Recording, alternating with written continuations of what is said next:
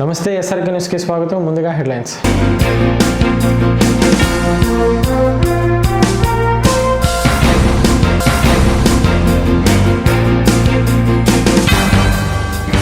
Job calendar ని విడుదల చేసిన సీఎం జగన్. మెరిట్ ఆధారంగానే ఉద్యోగాలు భర్తీ చేస్తామని నిరుద్యోగ యువతకు భరోసా.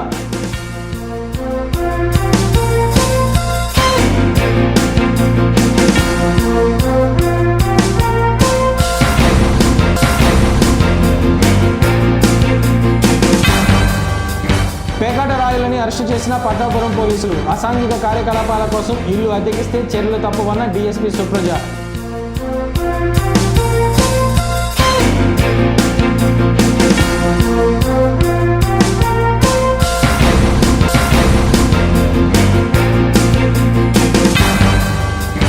జీజీహెచ్కి పీపీఈ కిట్స్ ని ప్రదానం చేసిన ఎస్బీఐ. కష్టకాలంలో ఎస్బీఐ సేవలు అమోఘమని జేసీ దినేష్ కుమార్ ప్రశంస.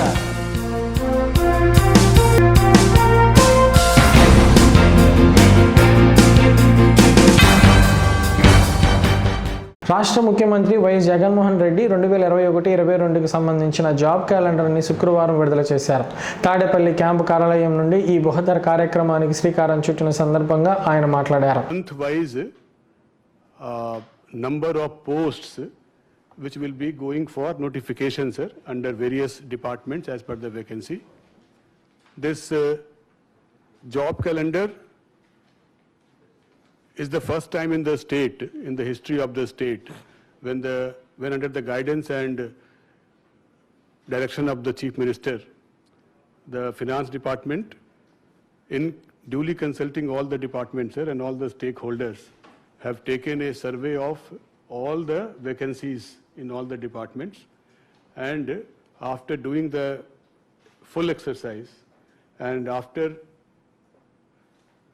also studying the priority of the government from the point of view of manpower requirement to fill these vacancies,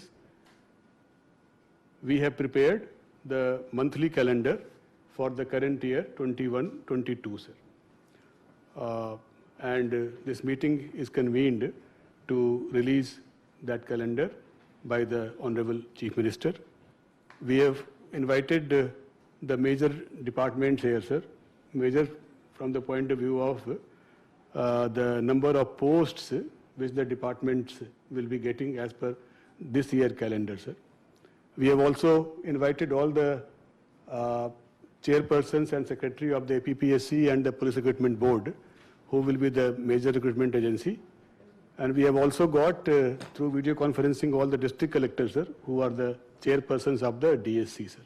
నిరుద్యోగితను పారద్రోలడమే టార్గెట్ అన్న ధోరణిలో ఇంటింటికి క్యాలెండర్ ప్రకారం సంక్షేమ ఫలం. సరిగ్గా అలాగే జాబ్ క్యాలెండర్ ద్వారా యువతకు ఉద్యోగం. జూన్ 18న విప్లవాత్మక రీతిలో ప్రారంభం. జూలై 2021 నుంచి మార్చి 2022 వరకు వివిధ శాఖల్లో ఉన్న 10,143 ఉద్యోగాలను ఇస్తున్నట్టు సగర్వంగా ప్రకటిస్తూ రాష్ట్రంలో ప్రభుత్వ ఉద్యోగాల విప్లవం తెస్తున్న ఏకైక ముఖ్యమంత్రి మన జగనన్న.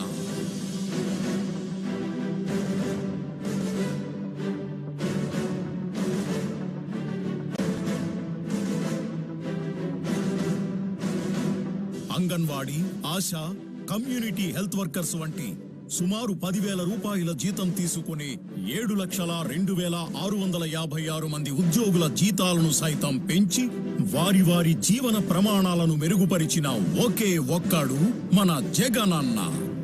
అవినీతి, ఆశ్రిత పక్షపాతం, లంచాలకు తావు లేకుండా పారదర్శకంగా కేవలం రాత పరీక్షల్లో మెరిట్ ప్రాతిపదికన ఉద్యోగాల భర్తీ, పరీక్షల నిర్వహణలో ప్రఖ్యాత ఐఐటి, ఐఐఎంల సహకారంతో ఒక విప్లవాత్మక ఉద్యోగ విధానానికి నాంది. పారిశ్రామికంగా ఊతమిచ్చే పారదర్శక విధానాలను రూపొందించాలని గుర్తించి 75% స్థానికులకే ఉద్యోగాలంటూ చట్టాలను తీర్చిదిద్ది ప్రాంతాల వారీగా స్కిల్ డెవలప్మెంట్ సెంటర్ల లాంటి ఎన్నో నిర్ణయాలతో నిరుద్యోగ సమస్యను రూపుమాపడంలో అహర్నిశలు శ్రమిస్తున్నారు మన జగనన్న. తరబడి కోచింగ్ తీసుకుంటూ ఉండాలి. ఆ కోచింగ్ తీసుకున్న తర్వాత ఉద్యోగాలు నోటిఫికేషన్ ఎప్పుడు ఇస్తారో కూడా తెలియని పరిస్థితుల్లో ఆ కోచింగ్ జరుగుతూనే ఉంటే ఆ పిల్లలకు మనోధైర్యం కూడా కోల్పోయే పరిస్థితి వస్తుంది. ఆ పరిస్థితులన్నీ కూడా మార్చి ఈరోజు వచ్చే 9 నెలల కాలంలో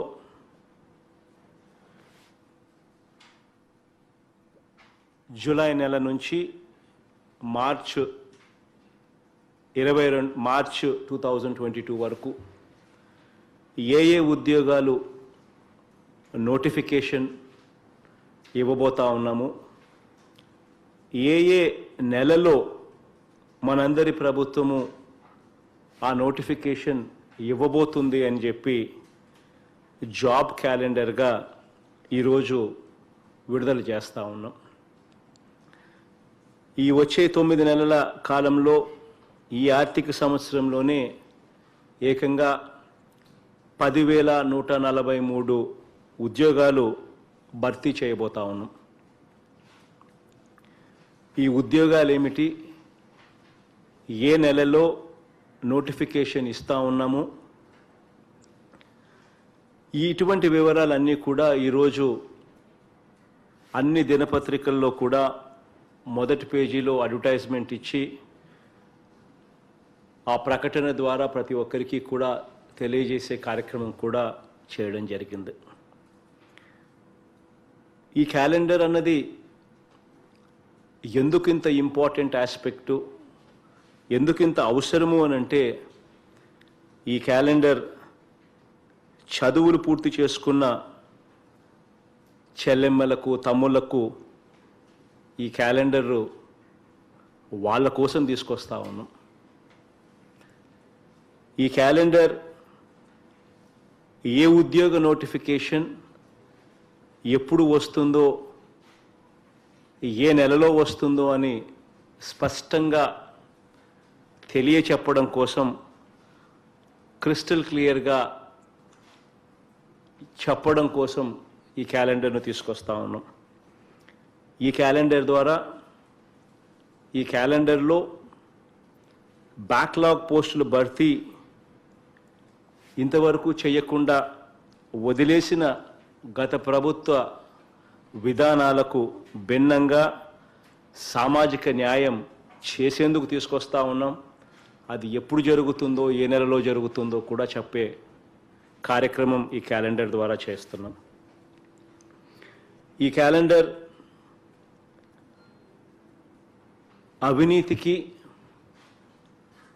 పక్షపాతానికి, వివక్షకు, లంచాలకు తావు లేకుండా అత్యంత ట్రాన్స్పరెంట్గా, అత్యంత పారదర్శకంగా, ఎలాంటి దళారులు, ఎలాంటి పైరవీలకు, ఎలాంటి రికమెండేషన్లకు కూడా తావు లేకుండా రాత పరీక్షలో ఓన్లీ త్రూ రిటన్ ఎగ్జామ్, రాత పరీక్షలో మెరిట్ ప్రాతిపదికన ఇంటర్వ్యూస్ విధానానికి పూర్తిగా స్వస్తి చెబుతూ మన ప్రభుత్వం ఉద్యోగాలు ఇస్తోంది అని చెప్పటానికి ఈరోజు ఈ క్యాలెండర్ ద్వారా చెప్పడానికి ప్రయత్నం చేస్తా ఉన్నాం.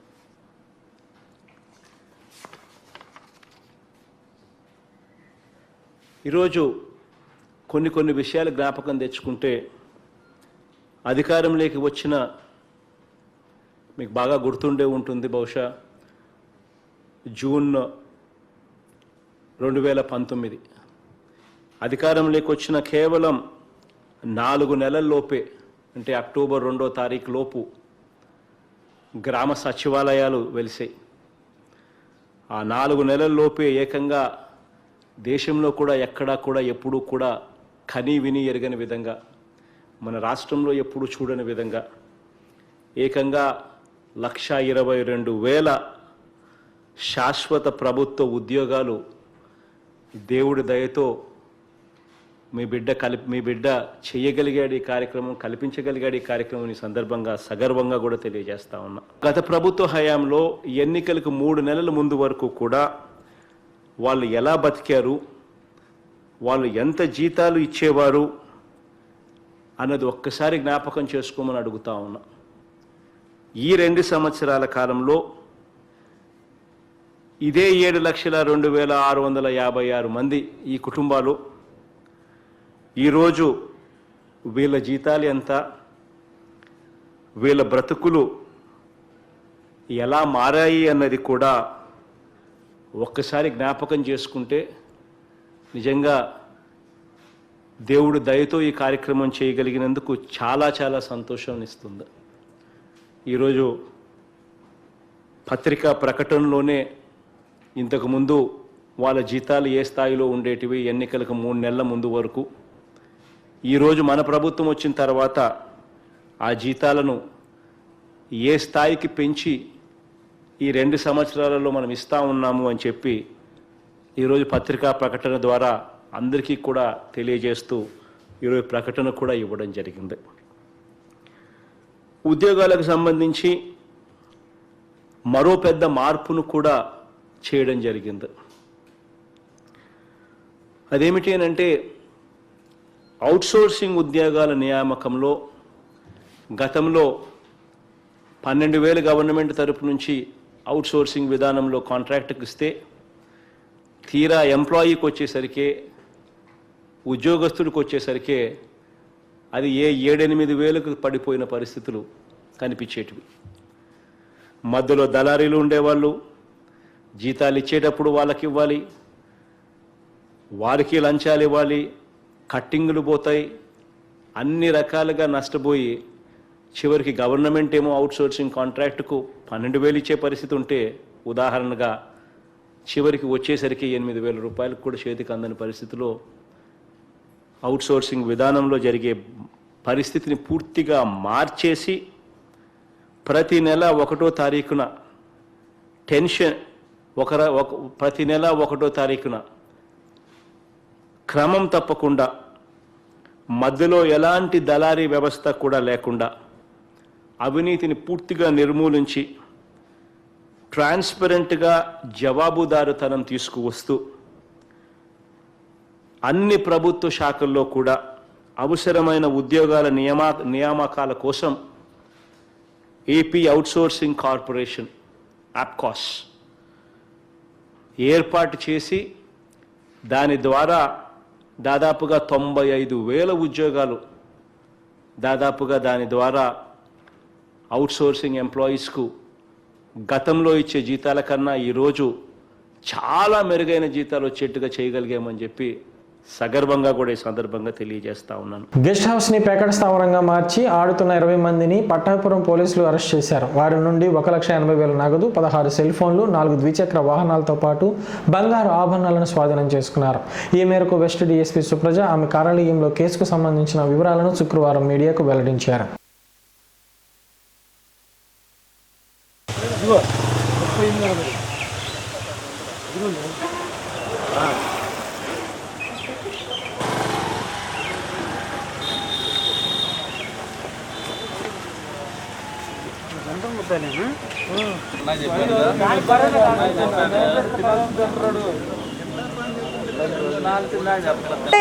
కొంచెం దూరంగా నిల్చోండి అయ్యా.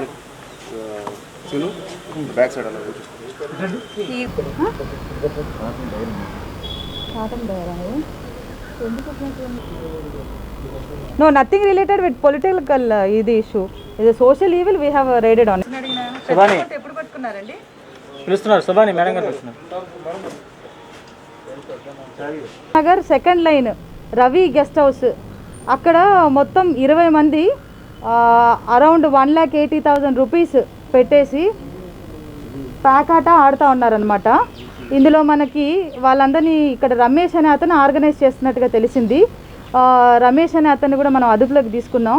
ఆ గెస్ట్ హౌస్లో ఏదైతే ఆట ఆడిస్తున్నారో ఆ గెస్ట్ హౌస్ని కూడా మనం సీజ్ చేయడం జరిగింది గేమింగ్ యాక్ట్ ప్రొసీజర్ల ప్రకారంగా. వాళ్ళ దగ్గర నుండి టోటల్గా 4 బైక్స్ సీజ్ చేసాం.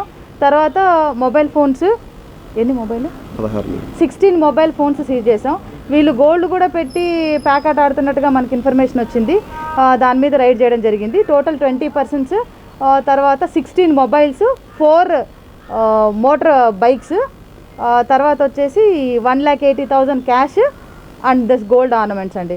సో అందరికీ కూడా విజ్ఞప్తి ఏంటంటే పోలీసుల తరఫు నుండి ఈ మా ఎస్పీ గారు, అర్బన్ ఎస్పీ గారు కూడా ఇన్స్ట్రక్షన్స్ ఇచ్చున్నారు. ఎవరు కూడా దయచేసి ఈ లాక్డౌన్ టైంలో ఈ గెస్ట్ హౌస్లు మనకు తెలుసు, గుంటూరు ఏరియాలో మెయిన్ ఈ లక్ష్మీపురం ఏరియాలో పెద్ద పెద్ద గెస్ట్ హౌస్లు అన్నీ కూడా ఉన్నాయి. మీరు దయచేసి ఎవరైనా వాచ్మెన్లు కానీ ఓనర్లు కానీ ఇట్లంతా ప్యాకెట్కి కానీ వేరే అదర్ ఇల్లీగల్ యాక్టివిటీస్కి కానీ మీ ప్రాపర్టీస్ని కానీ లెండ్ చేస్తే ఆ ప్రాపర్టీని కూడా మేము సీజ్ చేయడం జరుగుతుంది. మీరు మళ్ళీ ప్రాపర్ ప్రొసీజర్లో కోర్టులో వాటిని స్వాధీనపరచుకోవాల్సింది ఉంటుంది. సో దయచేసి ఎవరు కూడా ఇలాంటి వాటికి పాల్పడద్దు. ఇది మా తరఫు నుండి ఒక విజ్ఞప్తి.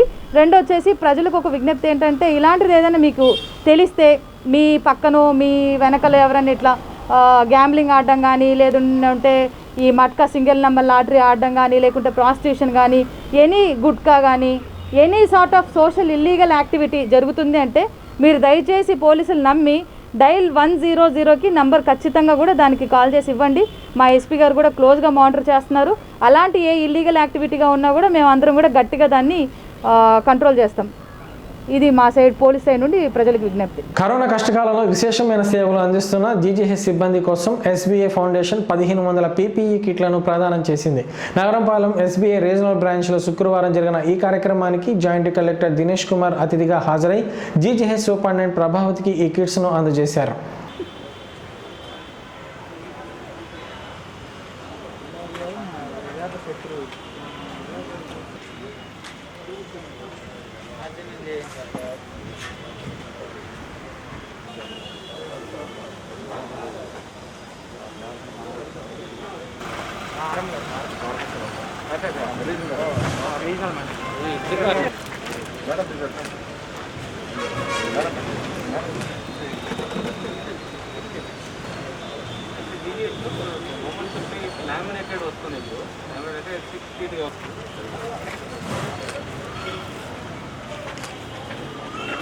ఆఫీస్ హెడ్ క్వార్టర్స్లో మన రీజనల్ మేనేజర్ ఆధ్వర్యంలో జీజీహెచ్ గుంటూరుకి ఒక 1500 పీపీఈ కిట్స్ ఇవ్వడం జరుగుతుంది. ఇది అక్కడ పనిచేస్తున్న మన పారామెడికల్స్ కానీ మెడికల్ సిబ్బందులకి చాలా ఉపయోగపడుతుంది. ఈ కోవిడ్ సందర్భంగా మనకి ఈ ఎస్బీఐ ఫౌండేషన్ ద్వారా చాలా సహకారం గవర్నమెంట్కి అండ్ గవర్నమెంట్ రిలేటెడ్ యాక్టివిటీస్కి చాలా వస్తుంది. లాస్ట్ 3 వీక్స్కి ముందు కూడా ఎస్బీఐ ఫౌండేషన్ నుండి ఈ ఆక్సిజన్ కాన్సన్ట్రేటర్స్ పెద్ద సంఖ్యలో డొనేట్ చేయడం జరిగింది.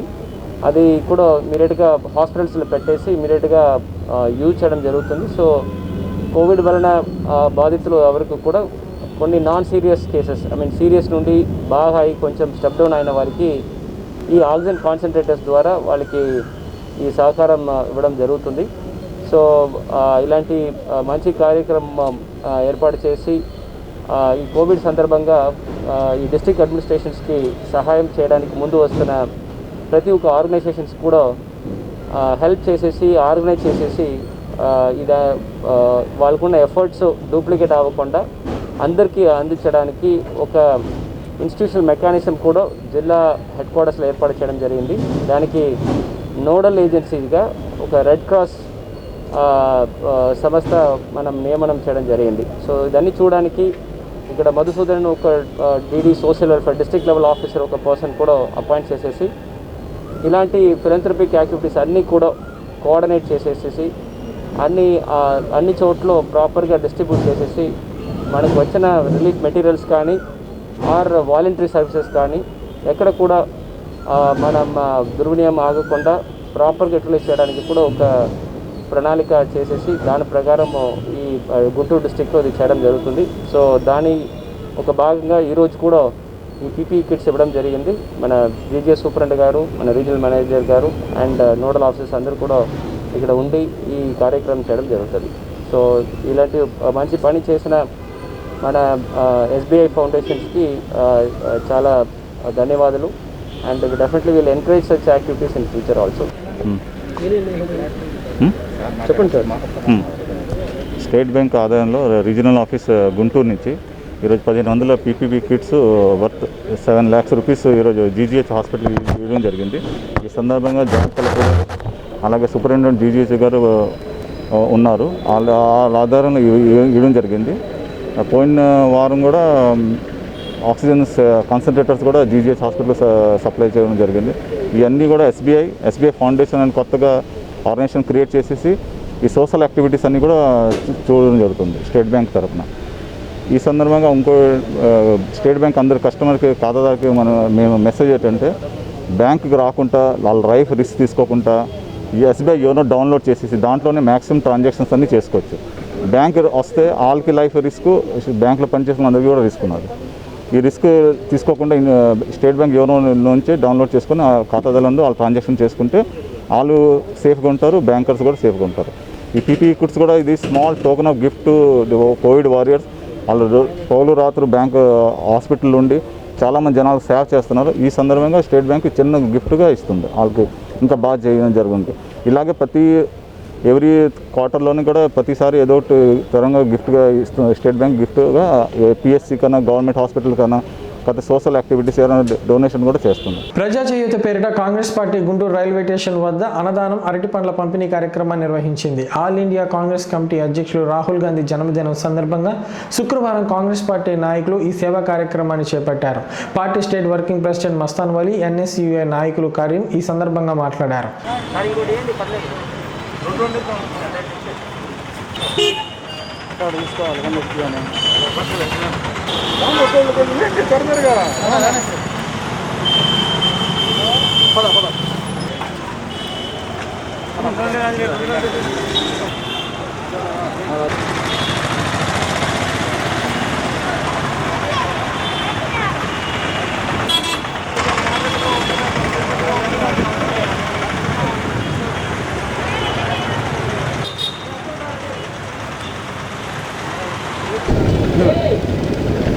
ఈ రోజున శ్రీ రాహుల్ గాంధీ గారి 51వ జన్మదినోత్సవాన్ని పురస్కరించుకొని ప్రజా చేయూత అనేటటువంటి ఒక సేవా కార్యక్రమాన్ని చేయాలనేటటువంటి తలంపుతో కాంగ్రెస్ పార్టీ ఆధ్వర్యంలో ఎన్ఎస్ఐ యూత్ కాంగ్రెస్ పెద్దలు అందరం కూడా ఈశ్వర గారు, మరి వినయ్ గారు, మరి బన్నీ, కరీము, మరి బ్రహ్మం, మరి పాలు, అనిలు అందరం కూడా కలిసి మరి వాళ్ళు ఉన్నటువంటి పరిస్థితుల్లో ఇబ్బందులు పడుతున్నటువంటి ప్రజలకి అన్నదాన కార్యక్రమం, ఫ్రూట్స్, వాటర్ ప్యాకెట్లు కూడా ఇచ్చేటటువంటి కార్యక్రమం. ఈ ఉద్దేశం ఒకటే, ఆశీర్వదించండి. పోరాడుతున్నటువంటి నాయకుడు, ఇవాళ ప్రజల కోసం నరేంద్ర మోడీ లాంటి నియంతృత్వ నాయకుడిని, నియంతృత్వంగా పాలిస్తున్నటువంటి ప్రధానిని ఎదుర్కొనేటటువంటి నాయకుడు శ్రీ రాహుల్ గాంధీ గారికి ఆశీర్వదించండి. ఆయన కండగా నిలబండి. భారతదేశం 50 సంవత్సరాలు పూర్తి చేసుకొని 51వ సంవత్సరంలో అడుగు పెడుతున్నటువంటి భారతదేశ ఏకైక యోధుడు శ్రీ రాహుల్ గాంధీ గారికి జన్మదిన వేడుకల్లో పాల్గొనడం చాలా ఆనందకరంగా ఉంది. గతంగా గుంటూరు నగరంలో 3 రోజులుగా అన్నదాన కార్యక్రమాలు, అదేవిధంగా పేదలకు నిత్యావసరాలు, కాంగ్రెస్ పార్టీలో ఉన్న కార్యకర్తలకు ఎటువంటి సమస్యలు ఉన్నా వారికి పరిష్కరించే కార్యక్రమాలను చేపట్టడం జరిగింది. ఇలానే ఆయన మరెన్నో పుట్టినరోజులు జరుపుకోవాలని చెప్పి మనస్ఫూర్తిగా కోరుకుంటూ, ఆయన ప్రధానమంత్రి అయ్యేంత వరకు కాంగ్రెస్ పార్టీ తరఫున అదే ఎన్ఎస్యుఐ యూత్ కాంగ్రెస్ వీళ్ళందరి నుంచొని ప్రధానమంత్రి చేసేదాకా ఆయన్ని ముందుకు తీసుకెళ్తామని మరోసారి కోరుకుంటాం. కేంద్ర రాష్ట్ర ప్రభుత్వాలు ధరలు పెంచుతూ సామాన్యుల నడ్డి విరుస్తున్నాయని కాంగ్రెస్ పార్టీ ధ్వజమెత్తింది. పెంచిన ఆస్తి పన్నులు, చెత్తపై యూజర్ ఛార్జీలు మోపడాన్ని వ్యతిరేకిస్తూ శుక్రవారం కార్పొరేషన్ వద్ద కాంగ్రెస్ పార్టీ ధర్నా చేపట్టింది. ఇందులో భాగంగా పార్టీ జిల్లా అధ్యక్షులు ఈశ్వరరావు మాట్లాడారు. ఆరోగ్య పరిస్థితులు, మానసిక పరిస్థితులు సరిగ్గా లేవు. లాక్డౌను, పరిశ్రమలు మూతపడ్డాయి. మరి కార్మికులకు ఉపాధి లేదు. అనేక మంది అనేక రకాలుగా కష్టాలు, నష్టాలు పడుతూ ఉన్నారు. ఈ సమయంలో పన్నుల భారం ప్రజల మీద మోపడం తగదు. అటుపక్క కేంద్ర ప్రభుత్వం పెట్రోల్ మీద, ఇటుపక్క మున్సిపాలిటీలు చెత్త మీద ఆస్తి పన్ను పెంపు అని చెప్పని రిజిస్ట్రేషన్ ప్రకారం పన్ను కొత్త రకంగా వేయటం అనేది జరగబోతుంది. వాటిని కాంగ్రెస్ పార్టీ వ్యతిరేకిస్తుంది. ఎంతవరకైనా దీని మీద పోరాటం జరిపి దాన్ని నిరోధిస్తామని చెప్పని ప్రజలకి విజ్ఞప్తి చేస్తూ ప్రజలు కాంగ్రెస్ పార్టీ అండగా ఉండమని కోరుతున్నాం. వార్తలు ముగించే ముందు ముఖ్యాంశాలు మరొకసారి.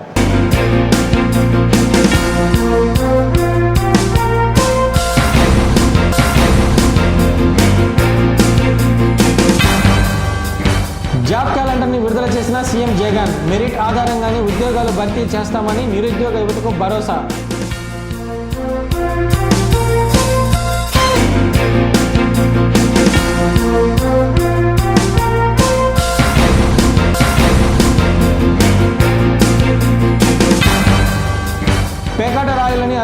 జిల్లా పట్టాపురం పోలీసులు అసాంఘిక కార్యకలాపాల కోసం ఇల్లు అద్దెకిస్తే చర్యలు తప్పవన్న డీఎస్పీ సుప్రజ.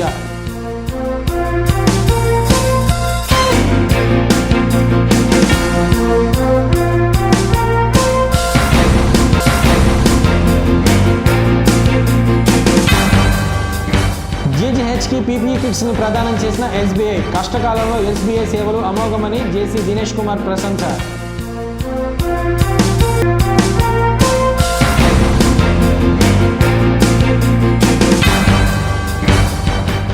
ఈ వార్తలు ఇంతటితో సమాప్తం. నమస్కారం.